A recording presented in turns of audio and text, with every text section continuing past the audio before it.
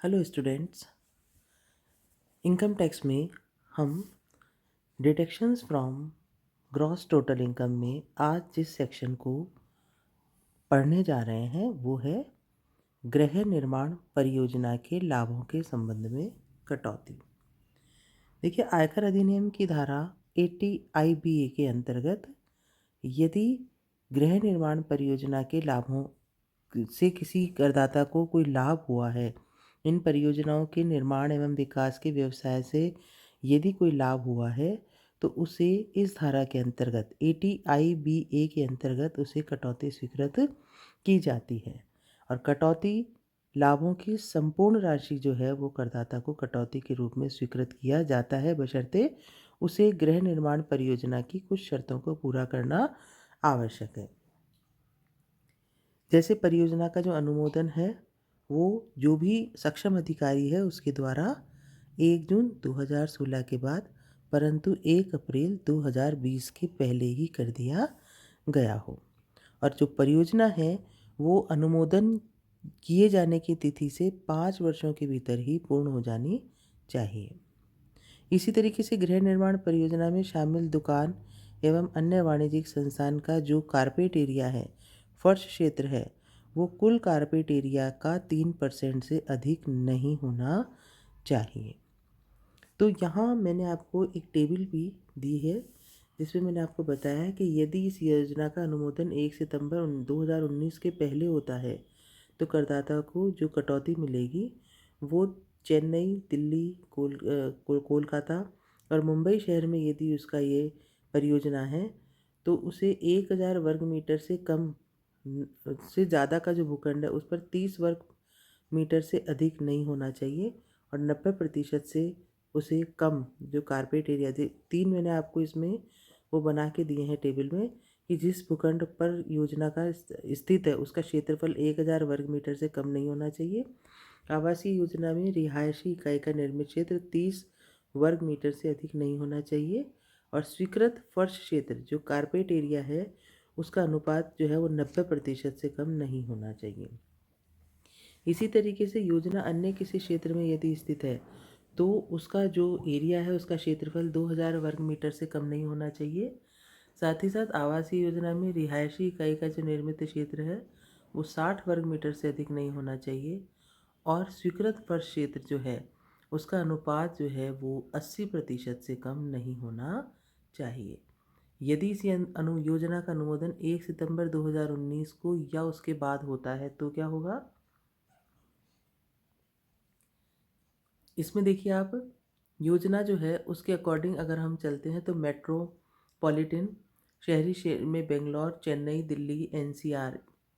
इसमें दिल्ली, नोएडा, इसका ग्रेटर नोएडा, गाज़ियाबाद, गुड़गांव, फरीदाबाद तक इसको जो है लिमिटेड किया गया है। हैदराबाद, कोलकाता एवं मुंबई मेट्रोपॉलिटन का संपूर्ण क्षेत्र जो है वो इसमें शामिल किया गया है। और यहाँ क्या है कि जिस भूखंड पर योजना स्थित है उसका क्षेत्रफल 1000 वर्ग मीटर से कम नहीं होना चाहिए। आवासीय योजना में रिहायशी इकाई का जो निर्मित क्षेत्र है वो 60 वर्ग मीटर से अधिक नहीं होना चाहिए और जो स्वीकृत कारपेट एरिया है वो 90% से कम नहीं होना चाहिए। योजना अन्य किसी स्थान पर है तो 2000 वर्ग मीटर से कम जो है उसका क्षेत्रफल नहीं होना चाहिए। 90 वर्ग मीटर से अधिक जो है उसका जो निर्मित क्षेत्र है वो नहीं होना चाहिए और 80% से कम जो है वो स्वीकृत कारपेट एरिया नहीं होना चाहिए। तो यहाँ हमने देखा कि यदि करदाता की कुल आय में उसकी गृह निर्माण परियोजना से संबंधित व्यवसाय के लाभों की आय सम्मिलित है तो उसे संपूर्ण लाभों की कटौती स्वीकृत की जाती है, बशर्ते वो इन शर्तों का पालन करता है, इनको ध्यान में रखता है। उसको गृह निर्माण परियोजना के संबंध में अलग से बुक्स एंड अकाउंट्स में मेंटेन करने होते हैं। तो ये सारी बातों का यदि करदाता ध्यान रखता है तो उसे सेक्शन 80 IBA के अंतर्गत लाभों का 100% जो है वो डिडक्शन स्वीकृत किया जाता है। उसके बाद हम देखेंगे सेक्शन 80 IC धारा 80 IC के अंतर्गत कुछ विशिष्ट श्रेणी के राज्यों में कुछ उपक्रमों के लाभों के संबंध में कटौती। देखो, यदि किसी करदाता की सकल कुल आय में ऐसे उपक्रम या ऐसे व्यवसाय के लाभ सम्मिलित हैं जिन पर धारा 80 IC लागू होती है तथा जो निर्धारित शर्तों को पूरी कर देते हैं उनको कुल आय की गणना करते समय नियमानुसार कटौती स्वीकृत की जाती है। और उसके लिए करदाता को कुछ जो कंडीशंस हैं, कुछ शर्तें हैं, उन्हें पूर्ण करना आवश्यक है। जैसे ऐसे उद्यम अथवा उपक्रम का निर्माण किसी पुराने व्यवसाय के विखंडन या पुनर्गठन द्वारा नहीं होना चाहिए। लेकिन इसमें एक एक्सेप्शन है कि यदि कोई उपक्रम बाढ़ से, तूफान से या प्राकृतिक आपदा के कारण, दंगा फसाद के कारण, आग लग जाने के कारण यदि बंद होता है या कर दिया जाता है तो उस गत वर्ष की समाप्ति के 3 वर्ष के भीतर उस उपक्रम की पुनर्स्थापना या पुनर्निर्माण यदि कर लिया जाता है तो यह माना जाएगा कि यह उपक्रम किसी पुराने व्यवसाय के विखंडन या पुनर्गठन से नहीं किया गया है। कटौती की सीमा क्या है कि यदि करदाता के लाभों में ऐसे लाभ सम्मिलित हैं तो यदि ऐसा उपक्रम हिमाचल प्रदेश एवं उत्तरांचल राज्यों में स्थापित किया गया है तो ऐसे लाभों के संबंध में पहले 5 वर्षों में 100% की कटौती स्वीकृत की जाती है और अगले 5 वर्षों में लाभों के 25% की कटौती स्वीकृत की जाती है। परंतु यदि करदाता कंपनी करदाता है तो यह कटौती 30% स्वीकृत की जाती है, बशर्ते ऐसे उपक्रम ने 7 जनवरी 2003 को या इसके बाद परंतु 1 अप्रैल 2012 के पूर्व उपक्रम प्रारंभ कर दिया हो अथवा विस्तार कार्य पूर्ण कर लिया गया हो। तो देखिए स्टूडेंट्स, एक करदाता को अलग अलग सेक्शन के अंतर्गत यदि उसने शर्तों को पूरा करते हुए अपने व्यवसाय को शुरू किया है और उन निर्धारित कंडीशंस को पूरा करता है तो नियमानुसार उसे कटौती स्वीकृत की जाती है। अब हम डिस्कस करेंगे धारा 80IE के अंतर्गत पूर्वोत्तर राज्यों में कुछ विशिष्ट उपक्रमों के संबंध में कटौती। Deduction in respect of certain undertakings in north eastern states. देखो, यह कटौती व्यवसाय प्रारंभ होने वाले वर्ष से प्रारंभ होकर 10 वर्षों तक ऐसे व्यवसाय के लाभों का 100% स्वीकृत की जाती है। और इस धारा के अंतर्गत कटौती उन करदाताओं को स्वीकृत की जाती है जिन्होंने जो ईस्टर्न स्टेट्स हैं, भारत के जो पूर्वोत्तर राज्य हैं जैसे अरुणाचल प्रदेश, असम, मणिपुर, मेघालय, मिजोरम, नागालैंड, सिक्किम, त्रिपुरा, इन राज्यों में 1 अप्रैल 2007 से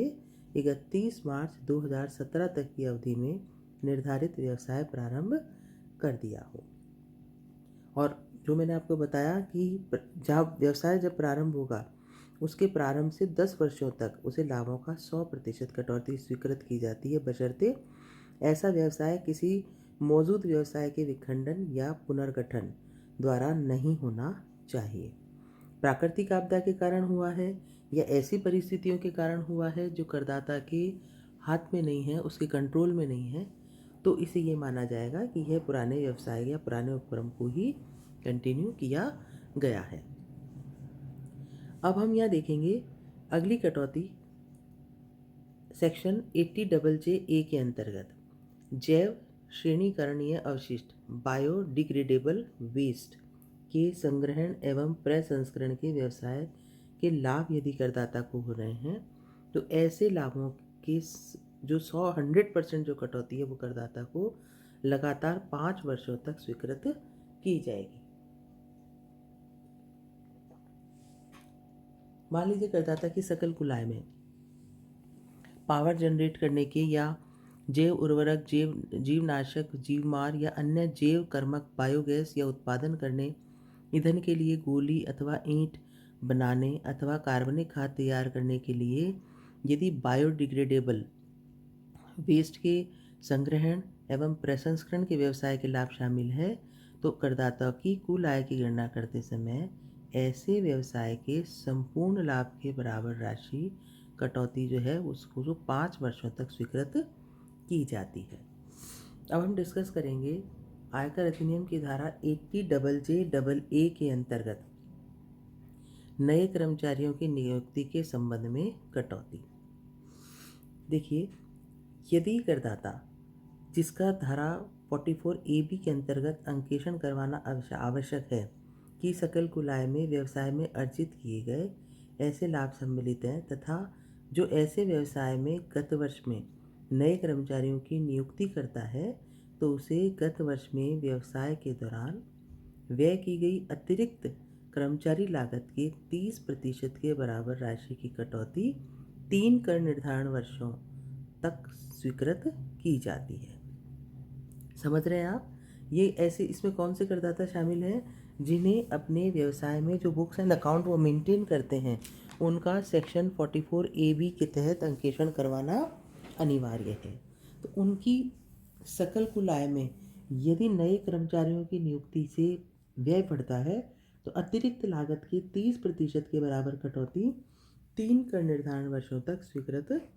की जाती है। अब यहाँ अतिरिक्त कर्मचारी लागत से क्या आशय है? अतिरिक्त कर्मचारी लागत या एडिशनल एम्प्लॉय कॉस्ट से हम यहाँ ये मतलब निकालते हैं कि नियुक्त अतिरिक्त कर्मचारियों को भुगतान की गई या उनको दे परिलब्धियों, उनको जो इस तरीके के बेनिफिट जो दिए जा रहे हैं उसकी राशि को यहाँ अतिरिक्त कर्मचारी लागत माना गया है। तो ऐसी स्थिति में यदि करदाता को इस तरह की अतिरिक्त आय हो रही है तो उसकी लागत के 30% के बराबर कटौती 3 वर्षों तक स्वीकृत की जाती है। अब यहाँ एक चीज़ आपको ये भी ध्यान रखनी है कि करदाता जो ये इमोल्यूमेंट्स का भुगतान कर रहा है कर्मचारियों को, वो प्राप्तकर्ता के खाते में जमा होने वाले चेक यानी कि अकाउंट पे चेक के द्वारा या उसके अकाउंट में बैंक ड्राफ्ट या किसी भी इलेक्ट्रॉनिक माध्यम से ही उसका भुगतान होना चाहिए।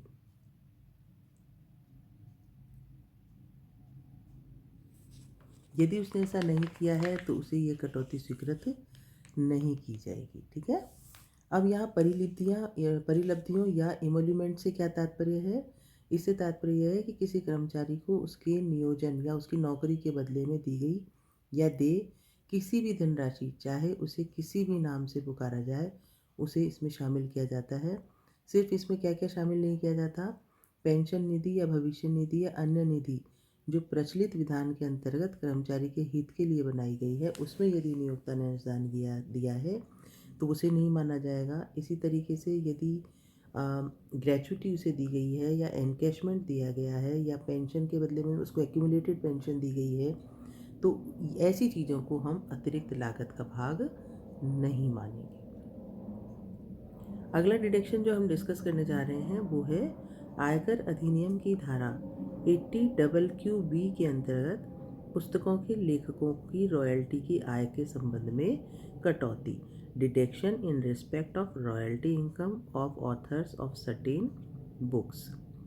ये देखिए, ये जो कटौती है उसमें यदि मान लीजिए करदाता की ग्रॉस इनकम में रॉयल्टी के संबंध में या पुस्तकों के लेखन के संबंध में कोई आय सम्मिलित है तो उसे इसकी कटौती जो है वो स्वीकृत की जाती है, बशर्ते कि ये छूट केवल इंडिविजुअल असेसी को मिलेगी जो भारत का निवासी हो, व्यष्टि करदाता को ही मिलेगी और उसका जो है वो भारत का निवासी करदाता होना अनिवार्य है। यदि वो किसी पुस्तक में लेखक या सहलेखक है, ऑथर और को ऑथर है, उसके द्वारा जो बुक लिखी गई है वो पुस्तक साहित्यिक, कलात्मक अथवा वैज्ञानिक प्रकृति की कार्य की है। पुस्तक में किसी भी तरह का कोई ब्रोचर या commentaries, diary, guide, magazine, journal, समाचार पत्र, पंपलेट, स्कूल पाठ्यक्रम होता है एवं इसी प्रकार के अन्य प्रकाशनों को सम्मिलित नहीं किया जाता। अब यहाँ एक चीज़ ये ध्यान देनी है कि कटौती करदाता को कितनी स्वीकृत की जाएगी। तो ऐसी आय का 100% या 3 लाख रुपए, जो भी दोनों में से कम होगा उसकी कटौती करदाता को स्वीकृत की जाएगी। और यदि रॉयल्टी या कॉपीराइट के फीस के रूप में आय करदाता के पुस्तक में निहित समस्त अधिकारों के हस्तांतरण के बदले में एकमुश्त प्रतिफल के रूप में नहीं है तो गत वर्ष में विक्रय की गई ऐसी पुस्तकों का जो मूल्य होगा, पुस्तक का जो मूल्य होगा उसके 15% से अधिक की आय कटौती योग्य नहीं होगी। यानी कि 15% की गणना करने के लिए हम क्या करेंगे कि जितनी बुक्स का उसकी वैल्यू है उसके 15% के बराबर उसे कटौती स्वीकृत की जाएगी। तो आयकर अधिनियम के अंतर्गत हम जो कटौतियाँ डिस्कस कर रहे हैं वो इन रिस्पेक्ट ऑफ इनकम है और करदाता की इनकम में यदि उसकी ग्रॉस टोटल इनकम में ऐसी आय शामिल है तो उसके संबंध में अलग अलग प्रावधान के अंतर्गत ये कटौतियाँ स्वीकृत की गई है। अगली क्लास में कुछ और डिडक्शंस जो हम जीटीआई से डिस्कस करेंगे, जो एसएससी को स्वीकृत किए जाते हैं, उसके बारे में जानकारी प्राप्त करेंगे। धन्यवाद।